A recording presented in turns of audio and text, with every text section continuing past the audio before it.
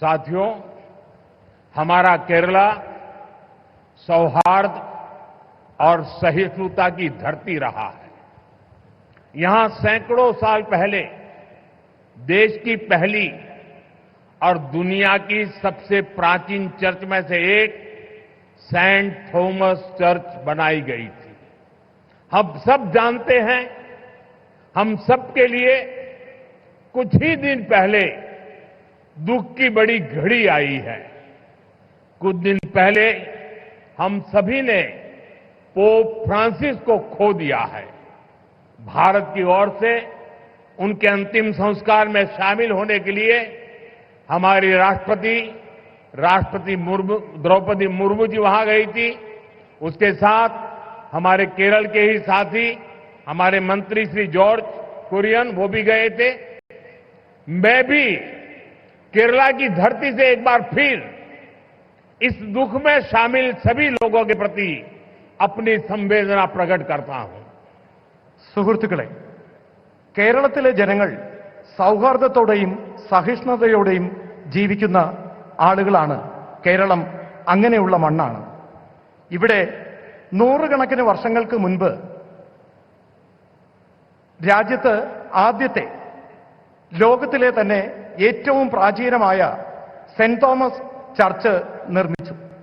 നമുക്കറിയാം, കുറച്ച് ദിവസങ്ങൾക്ക് മുമ്പാണ് നമുക്ക് വളരെ ദുഃഖകരമായ ഒരു വാർത്ത കേൾക്കേണ്ടി വന്നത്.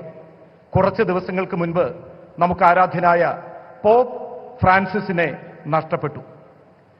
ഭാരതത്തിൽ നിന്നും അദ്ദേഹത്തിന്റെ അന്തിമ സംസ്കാര ചടങ്ങുകളിൽ പങ്കെടുക്കുന്നതിനായി ആരാധ്യായ രാഷ്ട്രപതി ദ്രൗപദി മുർമു ഇവിടെ നിന്നും യാത്ര പോയിരുന്നു.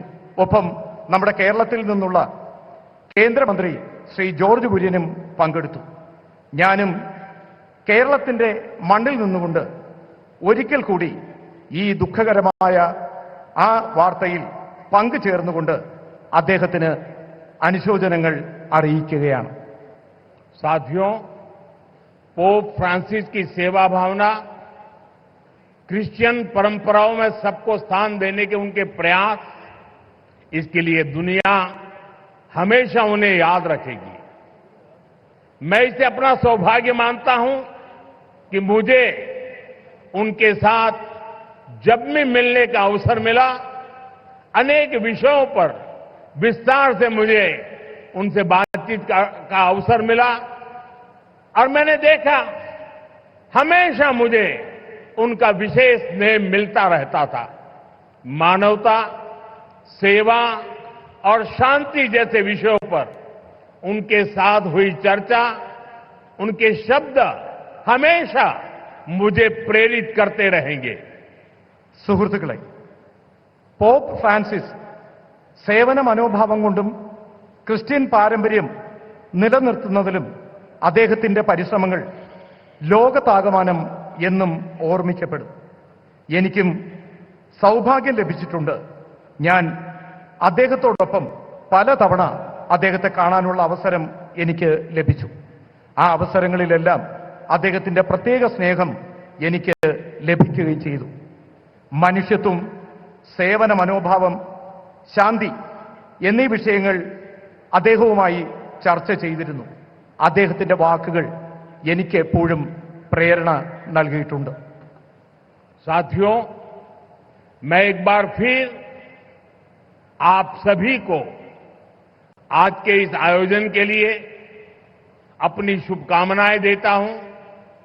केरला ग्लोबल मैरीटाइम ट्रेड का बड़ा सेंटर बने और हजारों नई जॉब्स क्रिएट हो, इस दिशा में भारत सरकार राज्य सरकार के साथ मिलकर काम करती रहेगी। मुझे पूरा विश्वास है कि केरला के लोगों के सामर्थ्य से भारत का मैरीटाइम सेक्टर नई बुलंदियों को छुएगा। സുഹൃത്തുക്കളെ, നിങ്ങൾക്ക് ഓരോരുത്തർക്കും ഇന്ന് ഈ പരിപാടി ഉദ്ഘാടന ചടങ്ങിലേക്ക് എത്തിയതിന് നിങ്ങൾക്ക് ഓരോരുത്തർക്കും ശുഭാശംസകൾ നേരുകയാണ്. കേരളം ഗ്ലോബൽ മാരിടൈം ട്രേഡിന്റെ വലിയ സെന്ററായി മാറണം. ആയിരക്കണക്കിന് തൊഴിലവസരങ്ങൾ സൃഷ്ടിക്കപ്പെടണം. ഈ ദിശയിൽ ഭാരത സർക്കാർ സംസ്ഥാന സർക്കാരിനൊപ്പം ചേർന്ന് പ്രവർത്തിക്കാൻ ആഗ്രഹിക്കുന്നു. എനിക്ക് പൂർണ്ണമായ വിശ്വാസമുണ്ട് കേരളത്തിലെ ജനങ്ങളുടെ കഴിവ് ഭാരതത്തിന്റെ മാരിടൈം സെക്ടറിന്റെ പുതിയ വെല്ലുവിളികൾ ഏറ്റെടുക്കുന്നതിന് വിജയകരമായി മുന്നോട്ട് വരുമെന്ന്. നമുക്ക് ഓരുമിച്ച് ഓരു വികസിത് കേരളം പടുത്തുയർത്താം. ജയ് കേരളം, ജയ് ഭാരത്. നമുക്കൊരുമിച്ച് ഒരു വികസിത കേരളം പടുത്തുയർത്താം. ജയ് കേരളം, ജയ് ഭാരത്. ധന്യവാദ്. വളരെയധികം നന്ദി.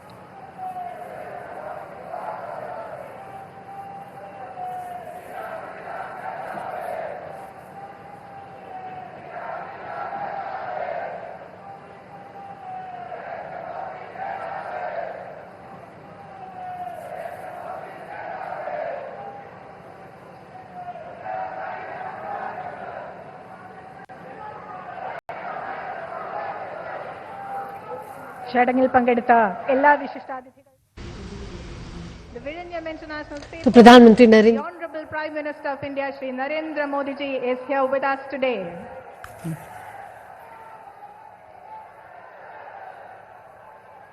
I request everyone to be seated. പ്രധാനമന്ത്രി നരേന്ദ്രമോദി വേദിയിൽ നിന്നും മടക്കുകയാണ്. വിഴിഞ്ഞം കമ്മീഷനിംഗ് പൂർത്തിയാവുന്നു. ഇന്ത്യയുടെയും കേരളത്തിന്റെയും അഭിമാന പദ്ധതി രാജ്യത്തിന് സമർപ്പിക്കപ്പെട്ടു കഴിഞ്ഞു.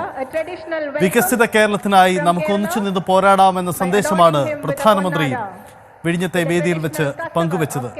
എന്തായാലും ഗൗതം അദാനി വലിയൊരു പ്രോജക്റ്റ് കഴിഞ്ഞ 30 വർഷമായി ഗുജറാത്തിൽ അദാനി പോർട്ട് പ്രവർത്തിക്കുന്നു. അതിലും വലിയൊരു പ്രോജക്റ്റ് അദ്ദേഹം കേരളത്തിൽ സാധ്യമാക്കി എന്നതാണ്. അദ്ദേഹം വിഴിഞ്ഞം തുറമുഖ മേഖലകളിൽ പ്രധാനമന്ത്രി നടത്തിയ സന്ദർശനമാണ്. ആ ദൃശ്യങ്ങളാണ് ഇപ്പോൾ കാണുന്നത്.